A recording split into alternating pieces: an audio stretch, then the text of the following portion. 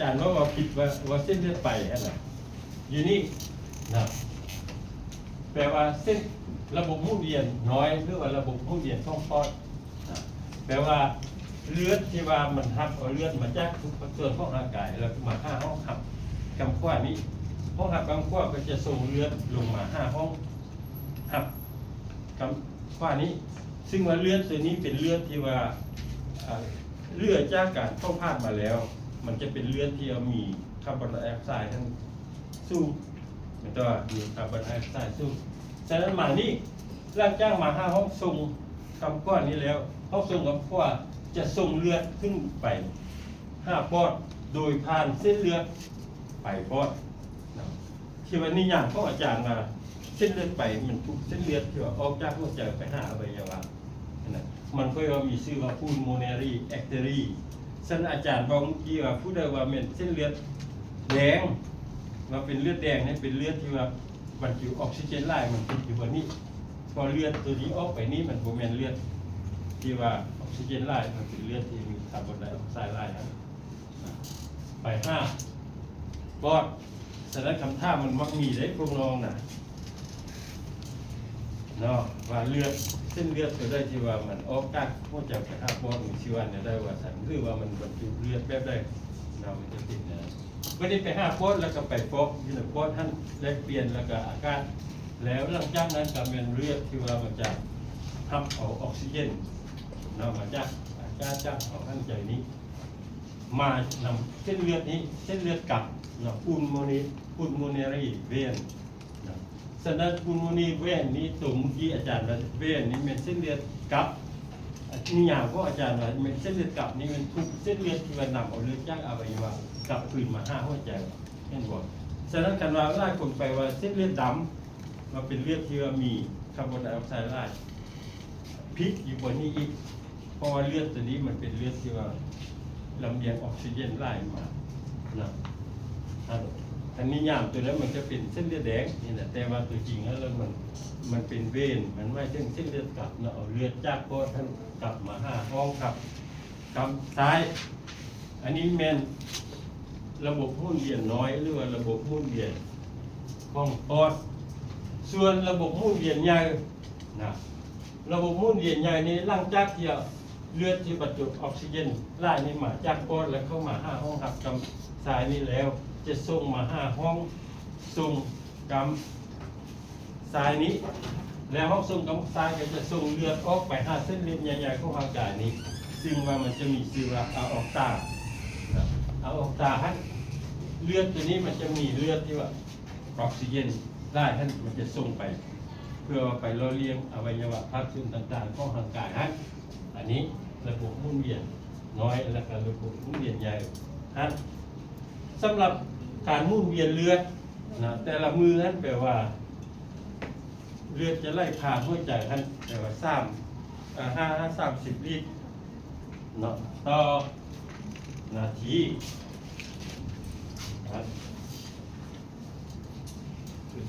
อันนี้อาจารย์ได้ว่าไปแล้วระบบหมุนเวียนน้อยหรือว่าระบบหมุนเวียนท้องปอดนะเลือดที่ว่าจะออกส่งออกจากหัวใจนี่เป็นห้องหับกำ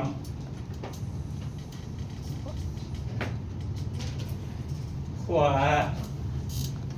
ห้องหับกำขวาส่งเลือดขึ้นเมื่อนี้ตัวนี้มันเป็นทำอิฐแล้วมันจะเป็น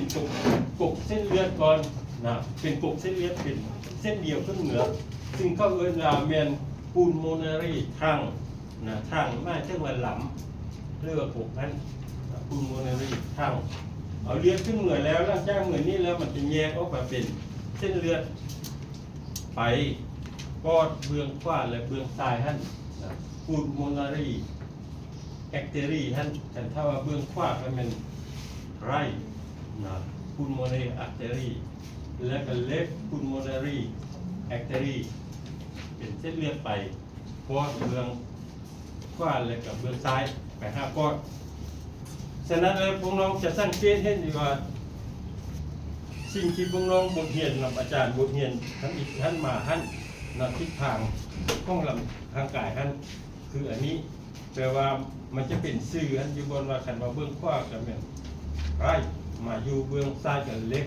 เนาะเป็นอะไรเบื้องขวาเบื้องซ้ายทิศทางของมันนั้นแล้วซื้อมันก็จะไปตรงกันกับบอลมันอยู่หรือว่าบอลมันที่ว่าจะไปละเลียดแต่ว่าตัวนี้จะโบเป็นเส้นเลือดไตละเลียงเด้อโบเป็นหลายคนว่าเส้นปอดทุกละเลียงจากเส้นเลือดได้แต่ว่าเส้นเลือดไตปอดภาษาอังกฤษผิดง่ายเลยพอเลือดตัวนี้เส้นเลือดตัวนี้มันเป็นเส้นเลือดเข้าเอิ้นเส้นเลือดที่ว่ารวมท่านแปลว่ามันเอาเลือดไปกันต่ออยู่ในปอดท่านซื้อไปกันต่อไปแลกเปลี่ยนอากาศอันนี้นะหลังจากแลกเปลี่ยนแล้วเลือดก็จะกลับเข้ามา5เส้นเลือดกับปอดนี้นะหมายถึงว่าอันนี้ก็เป็นเบื้อง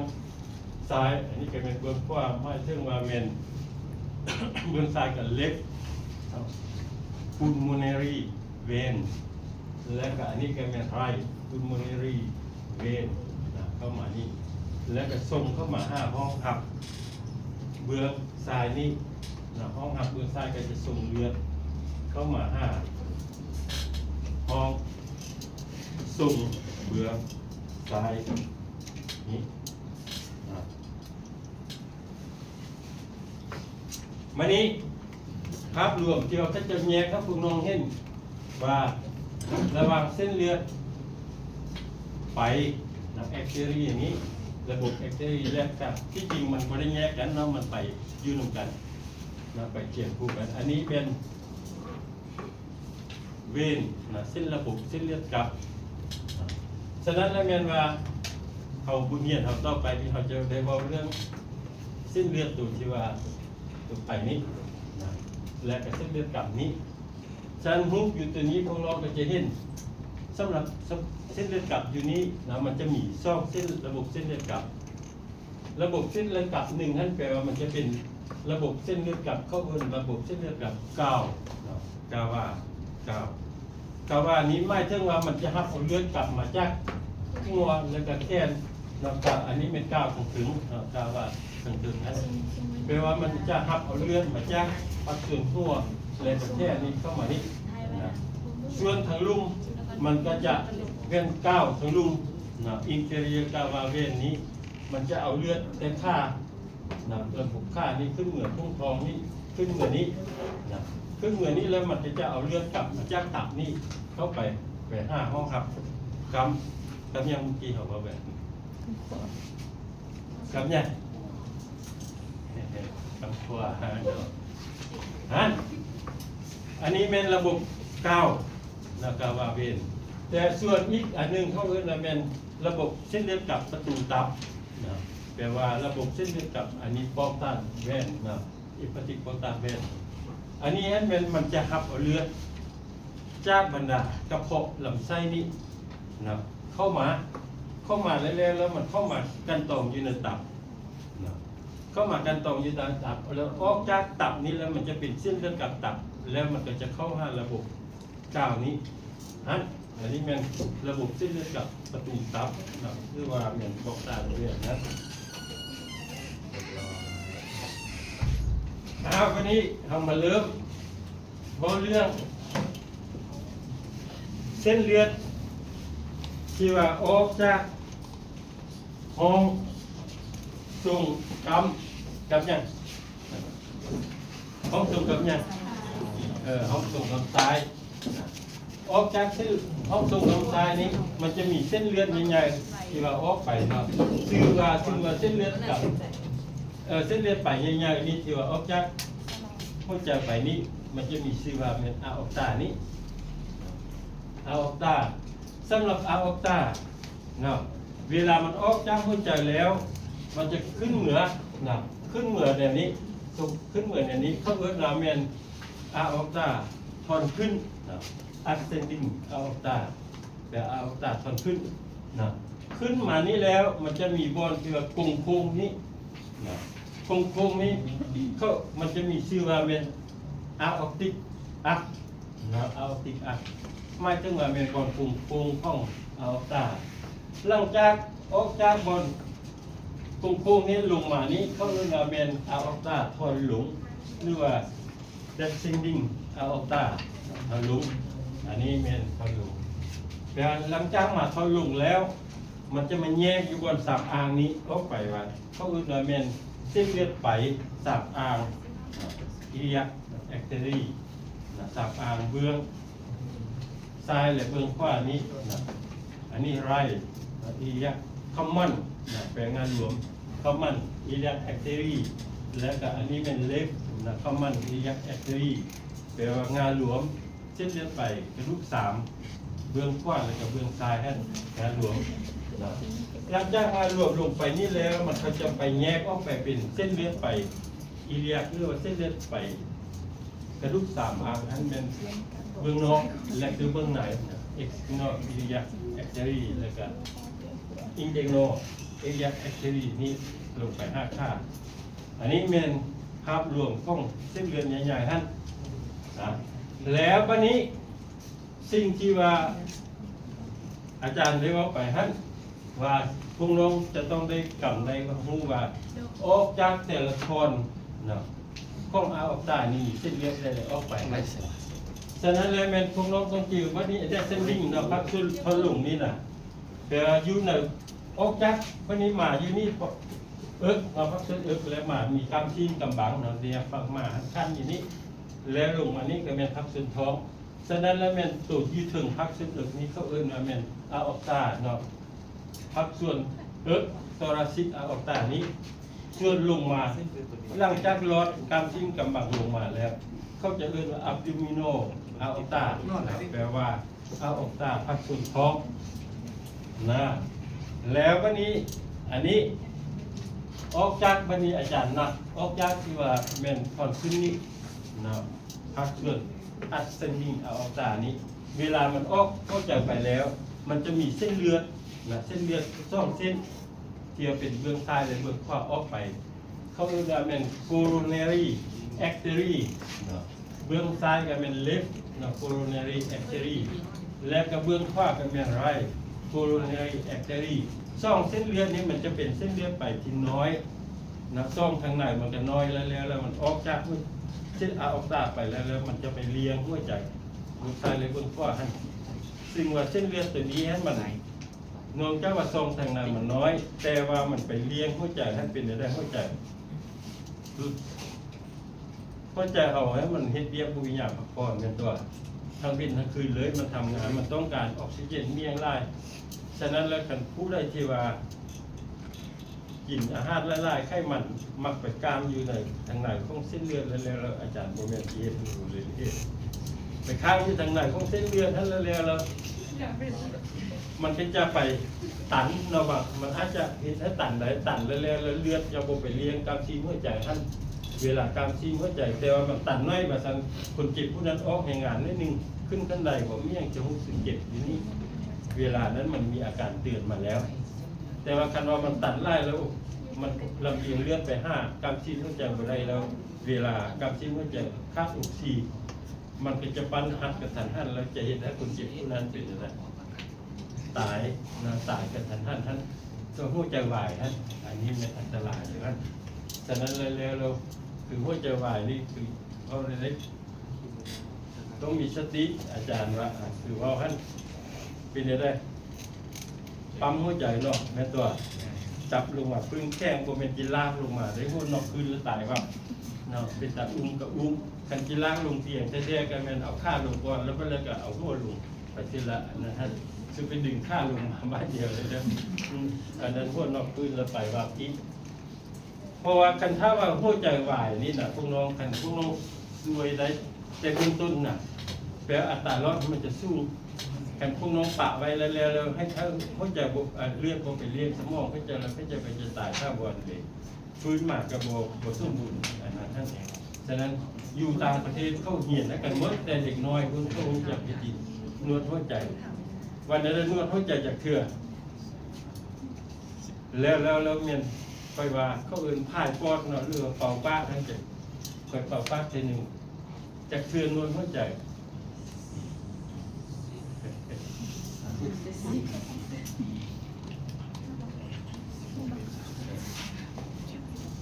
นี่เด็กน้อยผู้ใหญ่ก็เขาก็เอาจำนวนการเต้นของหัวใจแต่นาทีเป็นตัว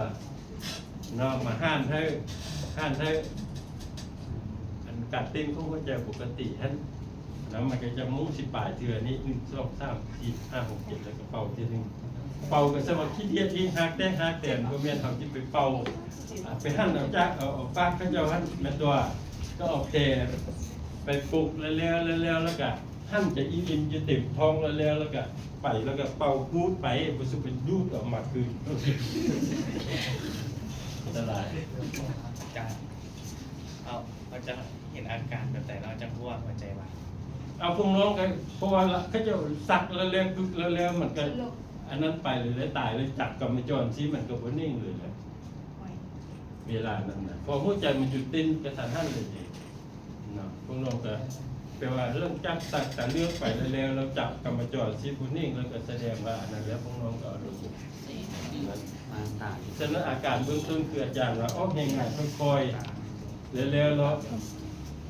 ออกงานค่อยๆเลยมันจะเจ็บขึ้นขั้นใดก็มีอาการเปลี่ยนแสดงว่าเจ็บอาจารย์ไปประชุมอยู่ตลาดอาจารย์ผู้หูเนาะอาจารย์เหมาเล่าเดินนอนอยู่ห้องแล้ววันนี้ผู้บ่าวนี่เนาะเพิ่นไปเฮ็ดเวียกอยู่นอกแล้วเพิ่นก็บ่ได้พอผู้สาวดุแล้วก็ผู้สาวไปนอนจากเรากินยาบ่จากบ่อันนั้นนะฟัดแล้วไอ้ผู้ชายตายรู้ตายแล้วแทนที่แล้วเหล่าหนังนั้นไปกินนวดหัวใจเมี่ยงบ่เลยเราเป็นนุ่งเครื่องให้บีดักแล้วที่ไม่เตียนกันนี่ไป5 หมู่พุ่นไปมาผู้นั้นมานอนนำแล้วตายก็ซั่นเอามันก็ตายแล้วเนาะของป่าเยอะมึงดูขันซวยได้ทำอิฐแล้วก็สิบ่ตายท่าน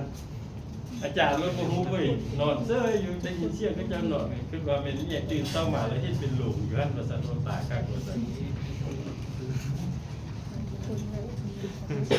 กันช่วยทำบิดแล้วมันก็จะบ่ตายอาจารย์ว่าด้วยนะช่องอันหนึ่งแล้วช่องขึ้นมีช่องเส้นเลือดออกไปนี่นะเส้นเลือดโคโรนารีและแอคเทอรี่ที่เบื้องขวาและกับเบื้องซ้ายนี้นะวันนี้มา5 บอลกลมโค้งนะกลมโค้งนี้บอลกลมโค้งนี้มันจะมีเส้นเลือดออก3 เส้นนะอันหลักๆที่จริงมันมีอีกเส้นหนึ่งที่ว่าเส้นเลือดน้อยๆนะที่ว่าออกมาทางกองนี้เส้นเลือดออกไปนี้นะลืมทำอิฐอันนี้ก็คำท่ามันมักมีนะคำท่ามักมีที่ว่าแต่เบื้องขวาไป5 เบื้องซ้ายมันจะมีเส้นเลือดออกได้เลยออกจากบอลโค้งนี้เป็นอย่างนี้พวกน้องระหว่างหัวเขาเบื้องขวาและเบื้องซ้ายนี้เส้นเลือดเชื่อมันจะออกจากบนโค้งไป5 หัวและแค่หัวขวาและเบื้องซ้ายสำหรับตัวเบื้องขวาเบื้องขวานี้มันออกไปทวิตมันจะเป็นลำเดียวไปเนาะเป็นลำเดียวไปเข้าเอื้อนว่าเป็นเนาะบราคิวเซฟาลิกข้างหมายถึงว่าเป็นหลำหรือว่ากุกเส้นเลือดไปหัวและแค่นั่นนี่บราคิวนี่ก็เป็นบราคิอันเป็นเฮียนอาจารย์ทวิตให้เป็นบราคิวให้เป็นกุกแค่เป็นตัวเซฟาลิกเซฟานเนาะเซฟาลูนเป็นหัวเส้นเลือดลำเส้นเลือดหรือว่ากุกเส้นเลือดไปเนาะหัวและแค่ออกไปอันเดียวเป็นลำตัวหนึ่งออกไปเลยล่างจ้างนั้นมันจะไปแยกเป็น2 เส้นหนึ่งแล้วมันเข้าเอื้อนว่ามันไรเบื้องขวานี่ซับคาเวียนแอคเทอรี่ไม่ถึงว่ามันเส้นเลือดไปลุ่มกองซับไม่ถึงว่าของฝรั่งกระซูนเนาะซับคาเวียนไม่ถึงว่ากระดูกไม่ขาดนี้ลุ่มกองกระดูกไม่ขาดเบื้องขวาและก็ไรนะคำมั่นกโรตีอักเตอรี่ไม่ถึงว่าเป็นเส้นเลือดไปงานหลวมนะคาเรตีนี่เป็นเส้นเลือดไปขอเนาะงานหลวมเบื้องขวานะชอบเส้นเลือดนี้ออกไปตัวนี้มันจะไป5 หัวและตัวนี้มันจะไป5 แท่นนะเบื้องขวาท่านไรคำมั่นกโรตีอักเตอรี่เดี๋ยวนี้เรามันขึ้นเหมืองงานรวมแล้วร่างกายนั้นมันจะไปแยกออกไปเป็นนะแบบคาริตีนะเอ็กซ์แดโนแบบเป็นเบื้องนอกแล้วก็เอ็กซ์แดโนแคริตีแอคเทอรี่นะแล้วก็ข้อเบื้องขวากันเป็นสำหรับเป็นไรนะมาใส่แปลว่าเส้นเลือดไปแคริตีแอคเทอรี่เบื้องขวา นะทั้งเบื้องนอกท่านแล้วก็เบื้องในท่านอันนี้วันนี้ส่วนเบื้องต่อมาวันนี้ออกจากหน้าบาคิวเซฟาริสครั้งแล้วต่อมาแล้วซ่องเส้นเลือดนี่นะมันจะแยกกันเลยนะผมมีหลังขึ้นเหนือสำหรับเบื้องซ้าย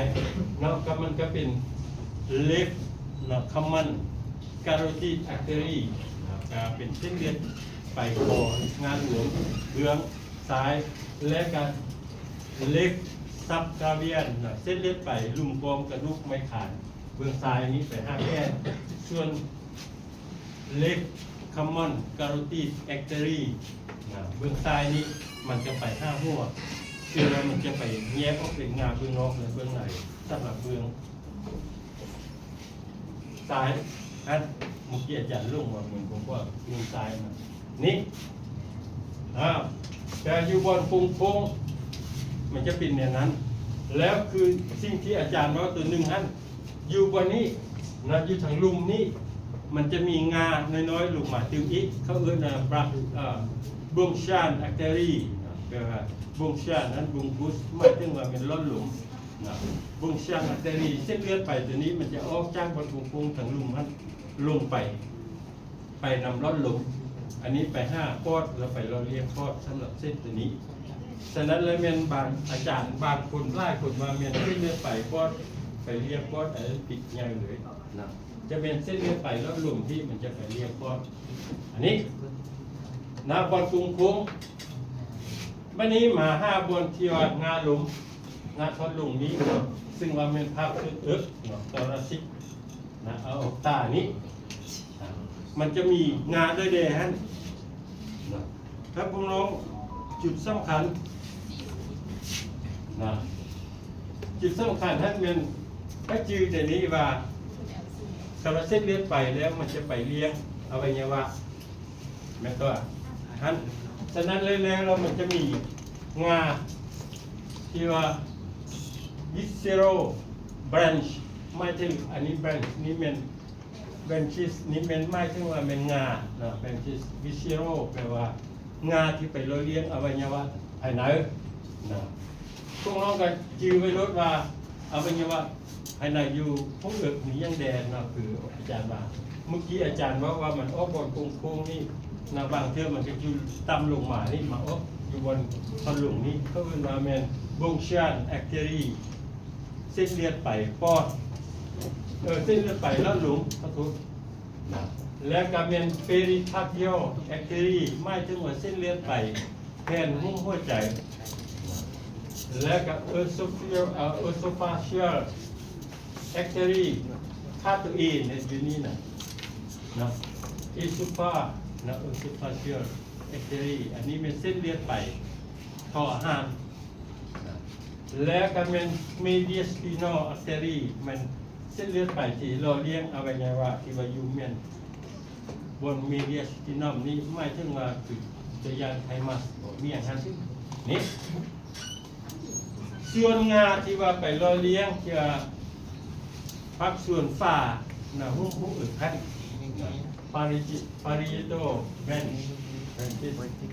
มันจะมีเส้นเลือดไปวางกระดูกข้างนี่นะเอ็นเตโคสโตแอคเทอรี่และก็มีเส้นเลือดไปที่ว่าเราเลี้ยงกลางสิ้นกำบังมีเบื้องถึงนี้superior penic artery เราเรียนการสิ้นกำบังเบื้องถึงอันนี้เป็นงาที่ว่าเส้นเลือดที่ออกจากอาออกตาพักส่วนรู้ใจวันนี้งาที่ว่าออกจากพักส่วนท้องอาออกตาพักส่วนท้องนี้ฉะนั้นอาจารย์มาจัดให้พวกน้องให้มันเห็นคือว่าพวกน้องจะจืดได้ง่ายฮะนะอาจารย์ใส่ว่าเป็นงาที่ว่างาคิกแล้วงาคิกไม่ใช่ว่ามันมีเส้นเกี่ยวออกมาจะเอาออกตาให้นะฟรี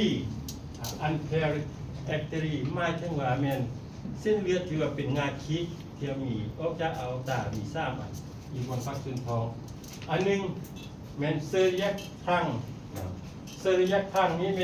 เวลามันลดกล้ามชิ้นกำบังไปแล้วมันออกมานี้นะมันจะมีงาตัวเดียวออกมา นะออกมางานตัวเดียวนี้แล้วนะ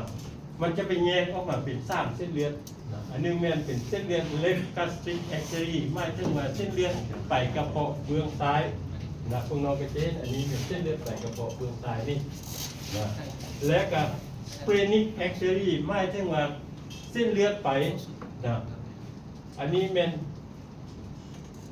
ปางนะเส้นเลือดสเปรนิกนะภาษาละตินสเปรนนะสเปรนิกเป็นเส้นเลือดไปปางถ้าว่าอันนี้เป็นภาษากรีกบ่แม่นเนาะแต่ถ้าว่าภาษาละตินนี่มันจะเป็นเรียนาริสสเปรนิกแอคเทอรีหมายถึงว่าเส้นเลือดไปปางเนาะมันก็จะมานี่มาห้าปางและสุดท้ายเป็นคอมมันเอปาติกแอคเทอรีหมายถึงว่าเส้นเลือดไปตับงานหลวมมันจะเอาเลือดท่านไปห้าตับนะไปรวมเรียงตับท่านอันนี้เป็นสำหรับงานคิดทำนิดนะต่อมามันจะเป็นเส้นเลือดไปเนาะ superior mesenteric artery อาจารย์แปลว่าเป็นเส้นเลือดไปแทนจองไส้มีสังเตมีสังเตริกอันนี้ให้มันเป็นแทนคือเราเวลาเรากินไปกินอยู่ห้ามปิ้งห้ามย่างแล้วมันเป็นแทนให้มันที่เราไปจับใส่ไส้ให้ดีภาษาพื้นบ้านเขาเรียกมันมะเฟืองบอกแทนมะเฟืองเขามักกินคณะมันเป็นมันอย่างนี้จับจะบนไส้โดยเฉพาะพวกหมูร่วงนี่เขาจะหมักคณะพอมันไปจับสะบนไส้แล้วก็จะเอื้นมะเฟืองเวลาไปกินข้าวปุ้นเขาอย่างตอนมะเฟืองนี่ก็ต้องแพงอีกฉะนั้นแล้วสร้างหมูร่วงอีกเบื้องต้นก็งามอยู่ต่อไปแล้วก็ตื้อขึ้นได้พอคนกินแต่อันครับมันเด็ก